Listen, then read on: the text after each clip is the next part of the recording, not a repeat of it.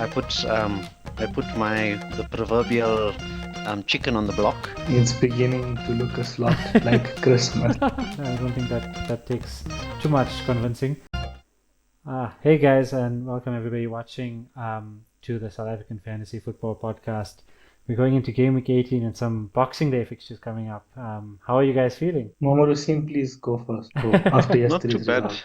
Not too bad, surprisingly, because I called the result, unlike some Liverpool fans that were very cagey last week's stream, thinking that it might actually not be as straightforward as that. But I put the proverbial chicken on the block, and yeah, I mean I wasn't surprised, right? To be honest, a team that's top of Europe, top of the Premier League by some distance.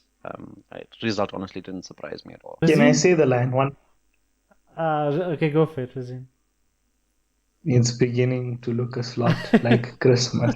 I It can sing is. it if you guys It really want, but is. Yeah. now it No, really it really is. it's Christmas Eve, and Liverpool are top of the tree.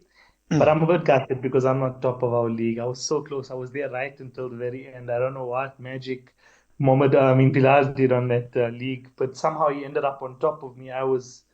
But it's fine. I'm almost there. It Next seems week. it seems it seems as if Bilal has now joined the cartel and Razeen's been removed because some clutch haul bonus points coming in there at the end. Again, 2 weeks in a row, very dodgy bonus points after like 25 Did hours. what? But now it's affecting other people. What do you mean Hall got bonus? I didn't even notice that. Yeah, we got Yeah, one bonus right at the end. just at the end of the deadline yesterday. Yeah, it was But amazing. but Robinson's bonus got taken away, so I was a bit Yeah, upset that about was that. painful. No, because I had him. That's what I'm saying. It's cartel moves only go for players that only you have. No, I think it's just I'm just getting very lucky. To be honest, Salah has been saving me, and my defense has been getting me a lot of points. But I mean, it's only 12-point gap, I believe, Razeen. So Yeah. and Yeah, you're it's quite But close. It's quite close. yeah, the mistake Bilal and I made last week was convincing Razeen to captain Salah yeah, that was the when big he was one. going to go on Palmer.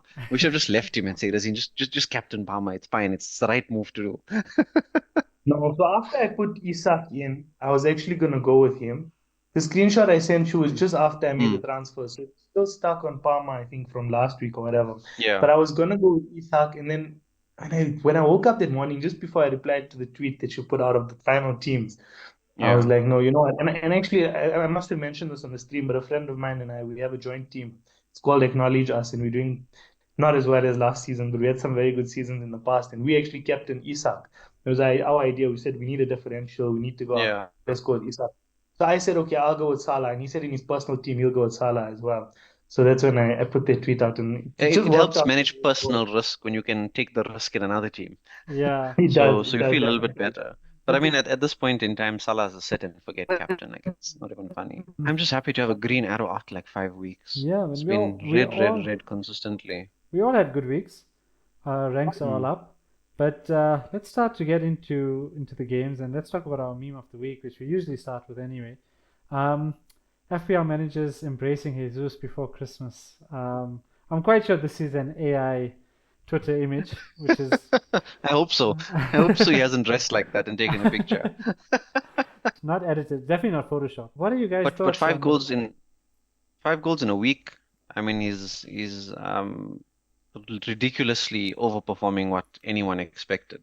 And I guess the timing with the Saka injury for him to come into form at the moment is really good. But he's also the type of individual that will have like a small little run once a season probably and then drop off for the rest of the season. But I see a lot of people looking at him on the socials at the moment to potentially bring him in as a Cunha replacement now because I think a lot of people waited to keep Cunha for one more week and have moved him on this week. So I don't know. Personally, I'm not favoring it mainly because with Saka out, and I think they confirmed today it's probably going to be out for quite a Yeah, few weeks. so it looks like Saka got a hamstring injury, which is quite Mm, a normally long term, and even when they back in training, they usually watch their minutes quite closely.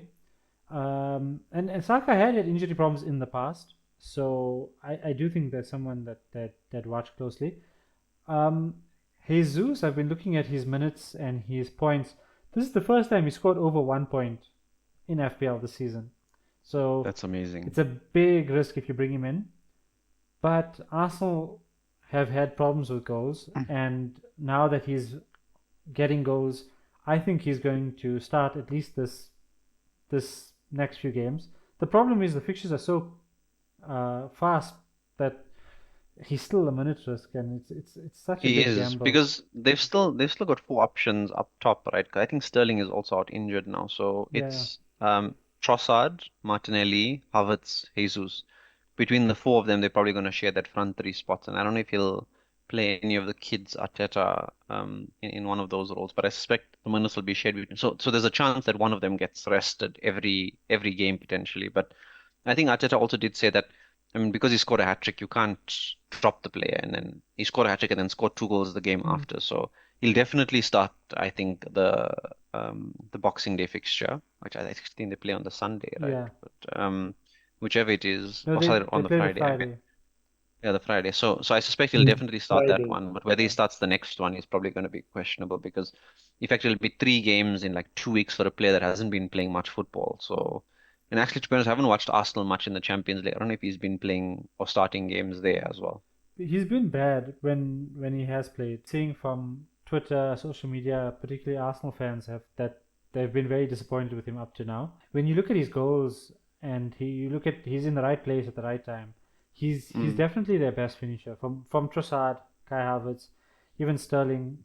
I don't think that takes too much convincing. So he's definitely one to watch. I'm looking at him, but going from Arsenal now to City, because City is another talking point, and a lot of people talking about Saka replacements, and a lot of people saying there's no good Saka replacements because everybody potentially good in the midfield who's getting points has tough fixtures. Mm. City, on the other hand, are a team in poor form, but they have great fixtures coming up. If you look at that, Yeah. Everton, Leicester, West Ham, and I think it's still three greens after that. And I have on the screen, I have Gvardiol, Phil Foden, Erling Haaland, Kevin De Bruyne.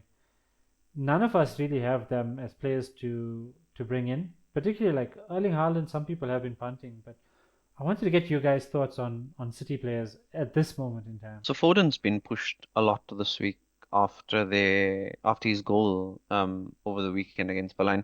To be honest, I think he was the one I think spark in that Villa game where he looked like he was getting into space, getting shots away. I think City at this point in time they're not really convincing at all. And I think Guardiola also came out with a statement they talking about players are fatigued, they're tired because playing a game every 3 days because they are thin on their squad at the moment. Actually seen a team with Haaland in it that was wildcarding, I think for this upcoming game week, looking at some of the fixtures. So I think they moved the Saka money into Haaland instead, and then probably taking the risk there. But it's gonna be really rough, I think, punting City at the moment because the form is just so bad that you can't even punt good fixtures unless Yeah, potentially they get a decent result. I still would stay away, but I think if you want to go really punty, Foden's not a bad option. Kind of called that City would struggle, right? And I mean, it was more out of hope than anything else that they'll get something out of that game. But I mean, that game went pretty much as expected.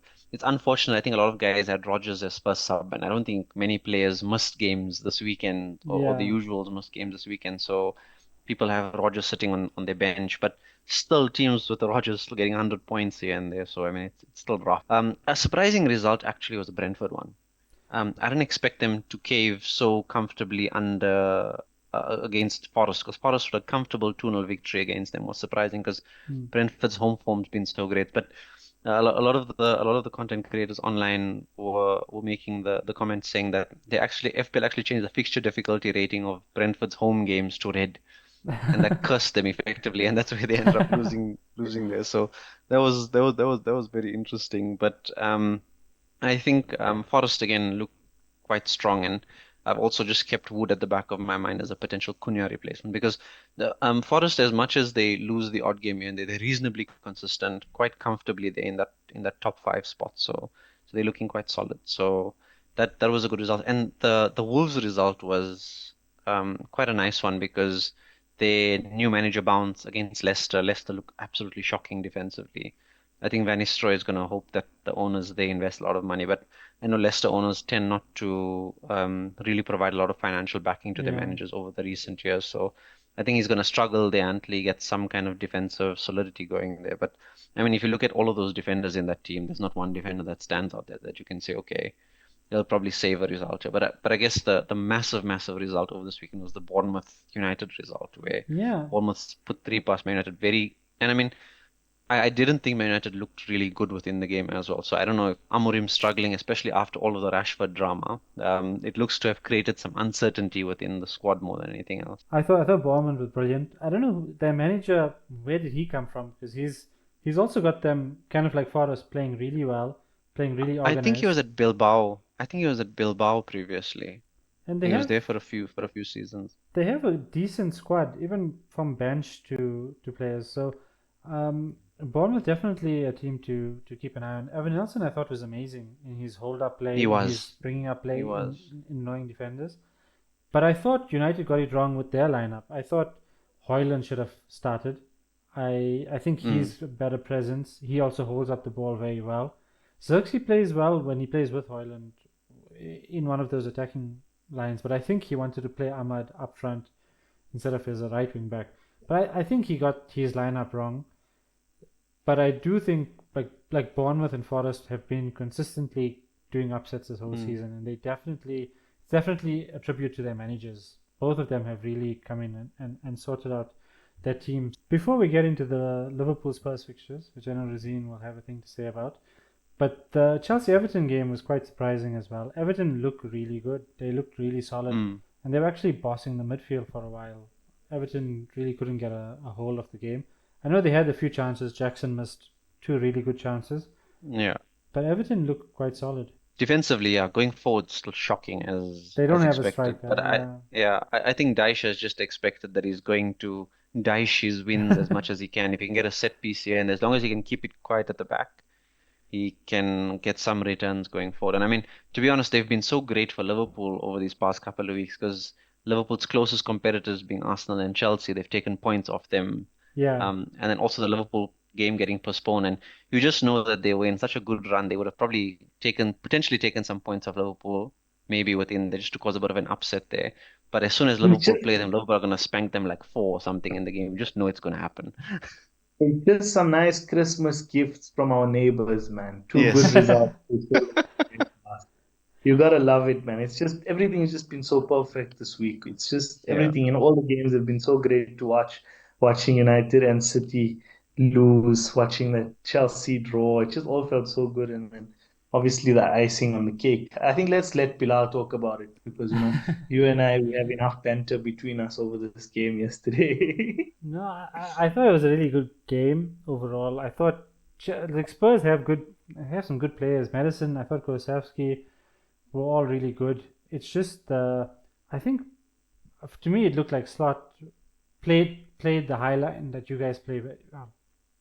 He had No, Soboslai. the press was Yeah, ridiculous. No, the press was mad. he had You could not, Soboslai the playing defense couldn't handle it. the Yeah. furthest forward, Mm. running on every time our centre backs got the ball. He just started running, and it just Yeah. caused a lot of chaos. But again, Salah appears when you need him the most. He's quite consistent. He finishes his chances, and some of the balls from Trent, even from I think Gomez and Van Dijk, were also pinging them through. It was just ridiculous. No, Trent, you can see he's starting to regain some fitness now. Mm. I had an unbelievable game. I think it was one of his best performances so far this season. I think Soboslai, I think it's potentially his best performance in a Yeah, Liverpool shirt so far definitely. because I think Slot's finally found a way to use him as a pressing machine at that in that game where he just effectively uses him to just hound players consistently, which I guess was one of his attributes when they signed him. I mean, obviously he has great ball striking ability, but I think to find a place in that Liverpool team, he was struggling the most over the past few seasons. But I think he's unlocked something within him. But I mean, to be honest, with Spence, Dragushin, and Archie Gray there in that back four, if Liverpool were always going to press, there was always going to be mistakes that were going to happen there. So. I wasn't surprised. I mean, shipping six was actually lucky because I think Forster also made like six saves in the game as well. It could have Yeah. gotten way worse in that game. I think Liverpool were a bit wasteful. Salah also hit the post in between. So I think I wasn't surprised at the result as well, to be honest. But you guys I mean, scored three goals. Son didn't contribute. That was a huge gutter. that was Yeah, for great. for FPL, yeah. Yeah, it was great. the best part about that game, I feel, was just before Christmas for the neutrals, especially a 6-3 thriller. Mm. I mean, 9 goals in 90 minutes. You can't really ask for more than that, are You you? don't get that 100. Razeen, let's get into I'm your happy. team. It was a good Christmas gift. Thank you, Bournemouth. Let's run into your team. I don't know why you have Rashford in your team, but talk us through what's your plans from here. You have a few transfers. What are you gonna do? Do you remember the day Rashford signed? I mean, the day Amorim signed for United, we were talking about this, and we said that he's going to play Rashford as a Down the centre center, yeah. forward. Gonna work. It's gonna be great. I think he got two or three returns. And then suddenly, when things started going downhill, no one told me anything. We just said, no, 30 minutes he played. He's going to get his time back again. He's going to be back on the pitch. And then what happened? For the last 3 games, this man has gone missing and it's been crazy. I'm actually in a crisis. When we get to my watch list, we'll see all the players there are Rashford alternatives. This week, when I got Isaac in, I decided to put Armstrong in instead of putting a Mm. 4.5 striker that's not going to play. Just thinking deep down that if Rashford doesn't play, at least I'll have a playing striker who might get a Yeah. goal. And I mean, they got a 0-0 draw, so it was definitely an improvement from Southampton there as well. That's a big result for them, a big point for them. I think they're going to need that confidence going forward and some momentum because I think they only have 6 or 7 points this season so far. Because I see you still have Ait Nouri in your team. Their coach, Vito Pereira's actually been trialing Ait Nouri out apparently in training as a left winger. Ooh. So he might actually be someone that you probably don't have as a necessity to probably take out anytime soon, even though the fixtures get a little bit rough. But I mean, if he's playing so far forward, he's got potentials for returns. And they play United this weekend, so their defense is Yeah. quite, oh sorry, this week. So if the defense is quite leaky, so I mean, if he does start, he doesn't give us a bad option there in that front three. And they also off the back of a big clean sheet. After long, we've seen Wolves actually Yeah. keep a good clean sheet, good momentum. When Plus, he Ait was Nouri isn't in suspended. the team. Rashford. That's the best part, right? Ait Nouri wasn't in the team and they kept the clean sheets. Yeah, but now he's well rested and stuff going back. He's definitely Yeah, walking to the team. So, I mean, yeah, I think maybe I keep him. I mean, I have to keep him because I've only got one yeah. transfer and I have to get Rashford out. I actually missed his price drop last night. I saw it. I knew it was coming, but I just wasn't sure who to put in. So I just waited it Mm, out. I said, Yeah. let's just see what happens. Because now the turnaround time is quick. It's actually a good time to make some early transfers. I don't know if you yeah, guys made any yet, but I think Saka went down yesterday and he might be going down again yeah. tonight. I haven't. I've been waiting for Yeah. decent replacements. Just to actually, I wanted the confirmed news that he was out. So I said I'm going Yeah. to eat a bit of a price knock yesterday because you know with Arteta you can never be sure. But I mean now that it's actually confirmed that he might be out for a period of time, it's now And he was on plotting. crutches apparently, so it's Mm. definitely a problem. Well, Waseem, let's take a look at your team. A lot of Arsenal defenders there, and you're the only one with Saka in your team. Yeah, it's quite painful at the moment. So I brought in Saka, I think like 3 weeks ago. He's returned absolutely nothing since he's been in my team. So it's been painful. But I was actually happy I played Rodgers this week. So I had a choice between Rodgers and Semenyo. And then I said, okay, I'm gonna take the punt and actually just play Rodgers this week because I said City just look poor. So I'm gonna take a punt, especially with the DS injury. Said, okay, let's just play Rodgers anyway. Maybe something good comes of it. And then I was upset that I still got Semenyo and Mikalenko again on my bench. It's Ooh. been 6 weeks of Mikalenko in my team. He's netted a solid -1 for me over those 6 weeks.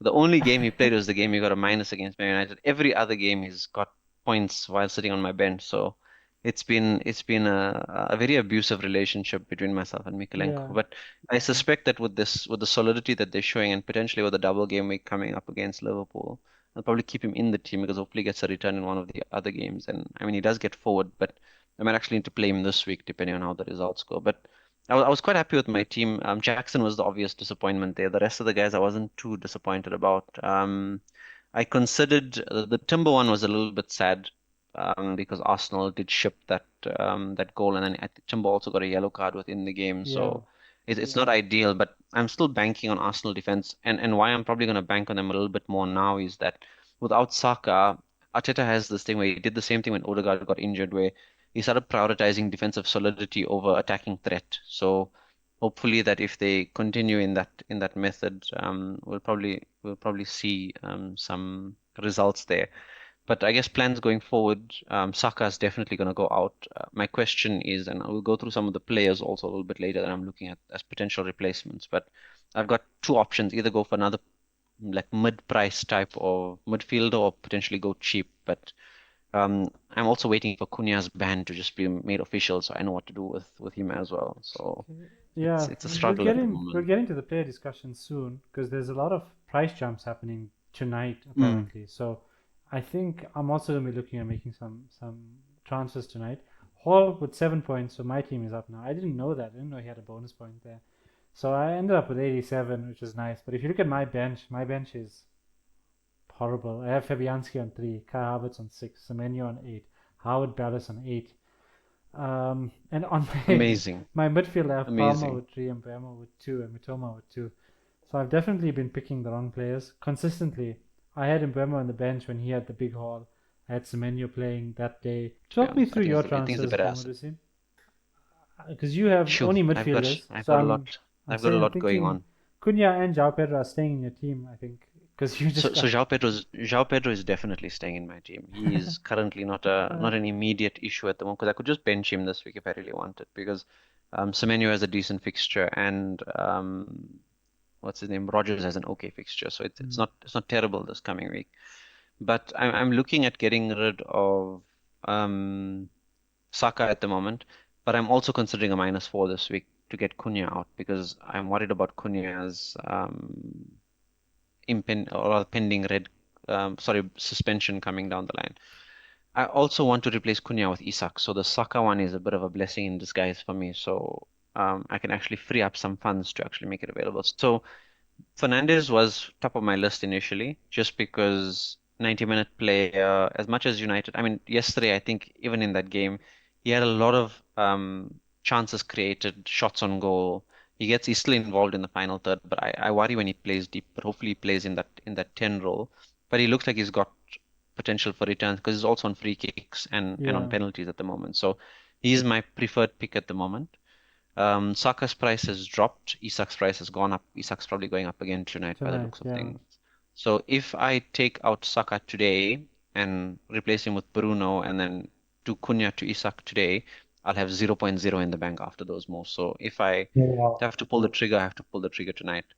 The other option was Odegaard just keeping an Arsenal asset as an attacker, I'm not very convinced at the moment. The only I think nice thing is that Odegaard's on penalties now that Saka isn't there.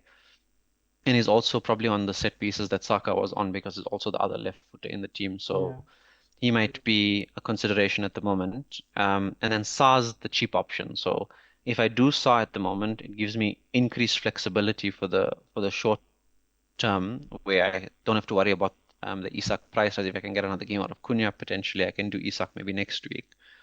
But what it also allows me to do is that I wanted to do Sa to Semenyo to Sa anyway in the future, so I could just potentially in the next weeks potentially take Semenyo out and then upgrade him to a different midfielder in the future. So it gives me that flexibility over the next few weeks. So that's where my head's at the moment. But I'm almost certain I'll probably take a 4 point knock this week to get Isak in. It just depends how I do it.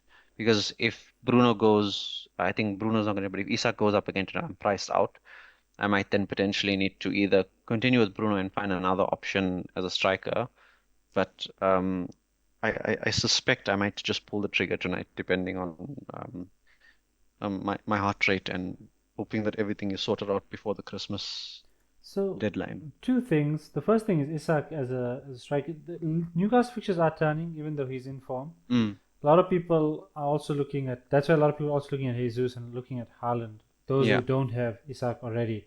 I think those who have Isak just sit because he's on form. There's no need to take him out. You're not looking at anyone else. You striker wise. I could do Jackson to Isak. I had some strikers that I was looking at previously. So I've still got Chris Wood on my watch list because I think Forest are reasonably consistent. So they're an option.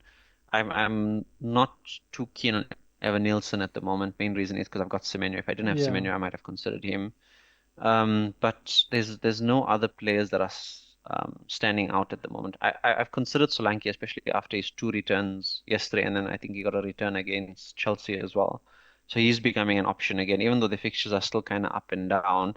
He looks that he's reasonably, actually, to be honest, he's been scoring against the bigger teams rather than against the smaller teams, which is actually more disturbing than anything else. But I think teams that play, he probably has much more of an impact in. Where if it's teams that sit back, he probably doesn't have as much of an impact because I think he gets marked out of the game. So those are a few of the considerations from a cheaper striker perspective. But Isak just looks so good, and I mean Newcastle are looking strong, so I suspect they might go through a run, and even if they play some better teams, Isak might still get some decent returns because their midfield's looking really strong at the moment.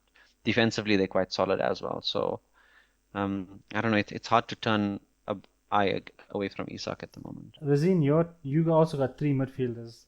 These are all Rashford replacements. Talk us through. You got Bowen, Kulusevski, and Rogers. Rogers was just so good. He was so excellent Mm, against City. I feel like he's almost fixture proof after that performance. Yeah, And we've been speaking about him since the beginning of the season as an enabler and stuff, but probably more than that. When I seen people starting him in the City game, I was a bit concerned and I was like, wow, you have one player in that 11 that you probably mm, don't really want to have there, but now you don't really have a choice. And then some people benched him and I was like, okay, he's a good first sub for this week. And then when I seen him play, I watched that entire game and he was everywhere. He was man of the match, surely, no? he was. but he doesn't play like yeah, he doesn't play like that every game though. So don't don't be surprised. If you go back to our game week one stream, I remember you saying he Yeah, passed the eye test. That yeah. was the first time we ever spoke about him, the first time I heard Mm. his name. And that's what you said. I'll never forget you saying that. No, And I he's just feel great. like Yeah. at that price, he might be the right guy. And then he gives me some funds as well, another 1.3, 1.4 million to improve elsewhere. So I think he Mm, might be, because I mean, if I get him in, I can almost afford Armstrong to Jesus. I'll be like 0.1 or zero point 0.2 short. So that's major, major improvements to the team. mm, But now the only problem is I only have one transfer and I don't really want to take a -4, but I might end up doing that.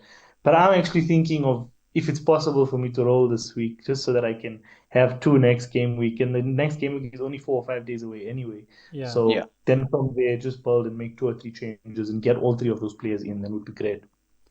You got Kulusevski. Waseem, what do you think of Kulusevski as a player? 5 and 5. He's got 5 goals in his last 5 games. So Unbelievable. so he's the form He's player so at the electric. moment.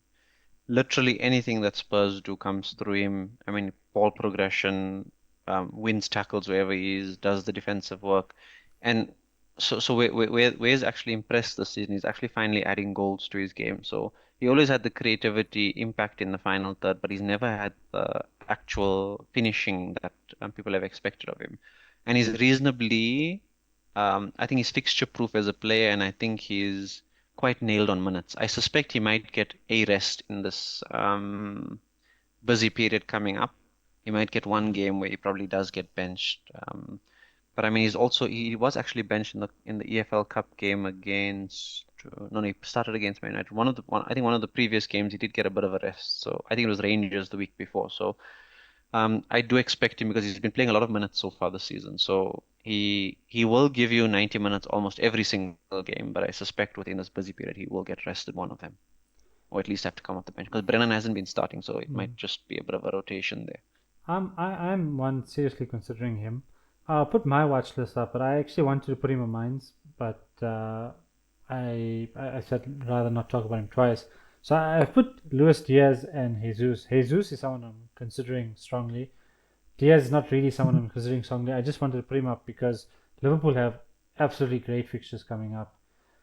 So I think between Diaz, I don't know if you want to put Nunez and if you want to put Jota as differential picks, and maybe between Jones, Mm, Szoboszlai as other differential picks that could potentially haul big in a fixture if you get the fixtures right. It's very risky though. yeah, That's the only thing.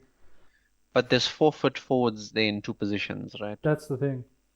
Because you'll assume Salah's nailed to start every single game just because then he's at a machine of an athlete, so you'll expect him to start all of his games. Maybe he'll get a bit of a rest in one of the games coming up, but I mean with Diaz, Jota, who still I think Jota still doesn't look so fit, even though when he came on yesterday he didn't look great.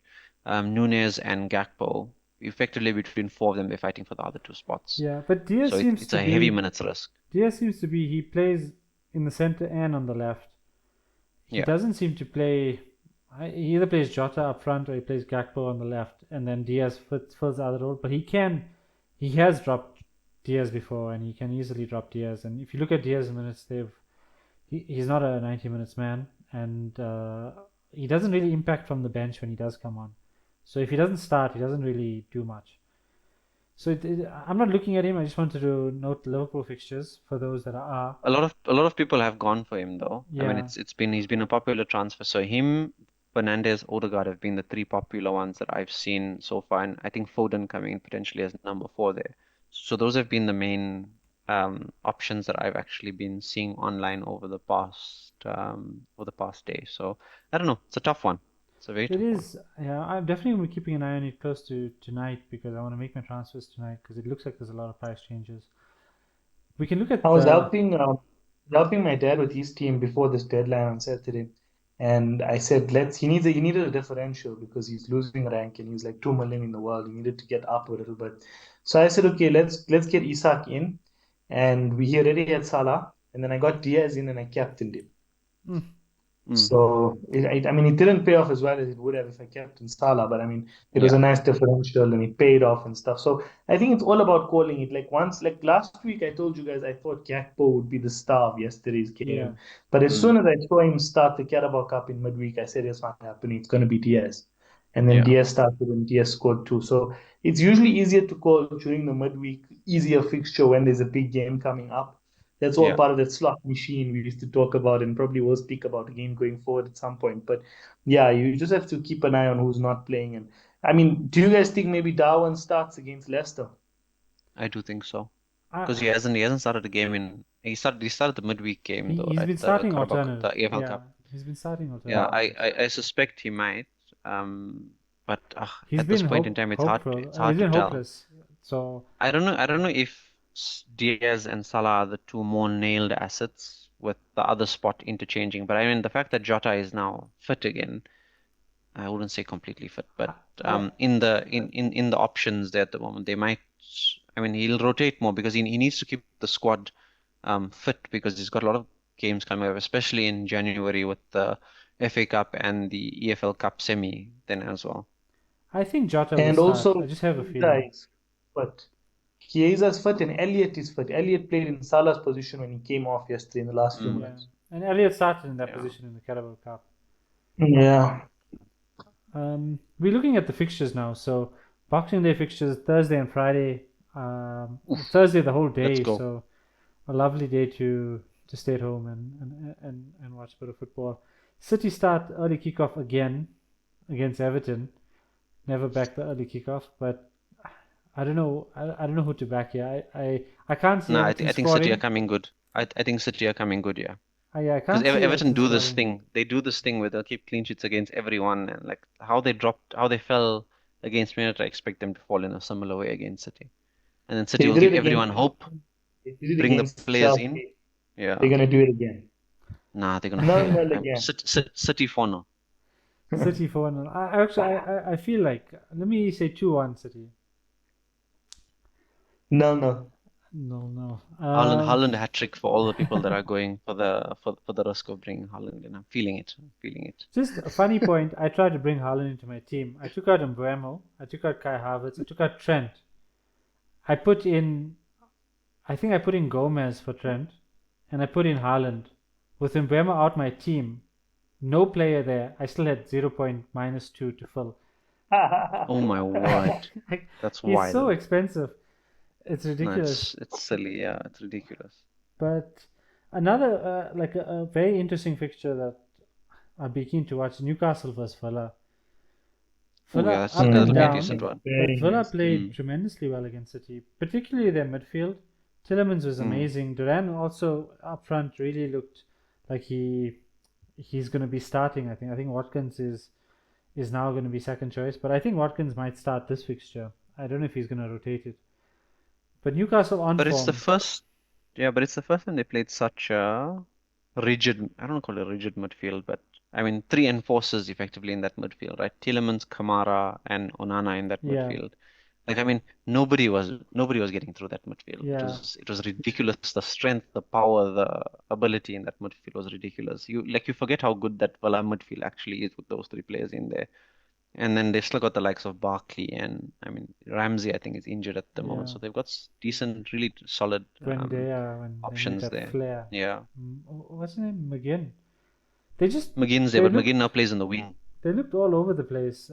City, like Onana looked like he was running through everybody. He was so athletic compared to Gundogan and But I mean, what do you expect to happen if Lewis is inverting against Onana in midfield? yeah. He's gonna destroy him.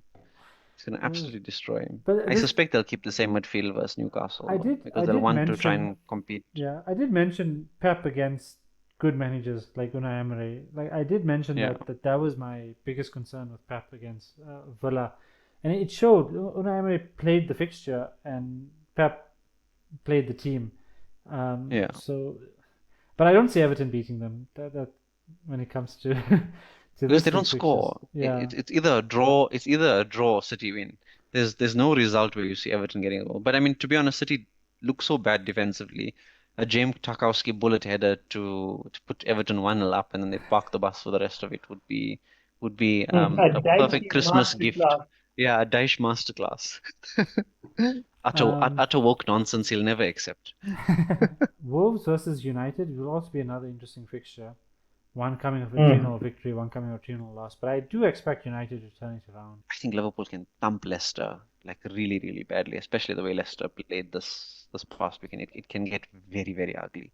Yeah, Like 9-0 or Yeah, something. like really, really ugly because Leicester are conceding shots left, right, and center. And I mean, to be honest, Danny Ward is there in goal at the moment because Hermanson is injured, and that guy is such a liability of a footballer. yeah. And as a goalkeeper, he's really, really bad. So I think it could get really ugly. And that's why I'm expecting. I wouldn't be surprised if Salah gets a rest like, in this fixture. No. He wasn't in the squad in the Carabao Cup last week. That was good Oh, enough so he rest. did. Oh, he did get it. Okay, okay, yeah, Yeah. then probably plays. But you see, you can't look past a Salah captain in that fixture. No. Like it's not even funny. Like I don't even want Even to even off the contemplate. bench, 30 Yeah, minutes, 60 minutes, he's he getting can score a something. hat trick. Yeah, he can get a hat trick off the bench. The only competitor I would give to Salah this week is Gabriel, because against Ipswich, because they're starting to look really bad recently. Yeah. Ipswich So look Gabriel horrible. from corners. Ipswich look horrible. I watched the Yeah. Newcastle game and Newcastle were great, but Ipswich not Premier League quality. I'm sorry. Yeah, Unless they that's why really do. Gabriel from set pieces, the set piece specialist, Stoke 2.0 is gonna come to the fore there. Gabriel hat trick of corners or set pieces. We here for it. That's all we have for today.